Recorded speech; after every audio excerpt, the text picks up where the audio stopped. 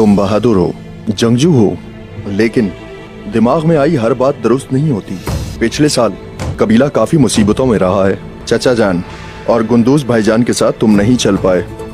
तुम अपनी मनमानी करते रहे और वो दुश्मनों की चालों में आ गए। क्या बात है भाईजान? अब हम कबीले में आ गए हैं। ना तो तुम पिछले साल की तरह अपनी मनमानी करोगे। इस खेमे में खड़े होकर हम बात न कर रहे होते अगर आपकी गैर मौजूदगी में मैंने कुछ न किया होता।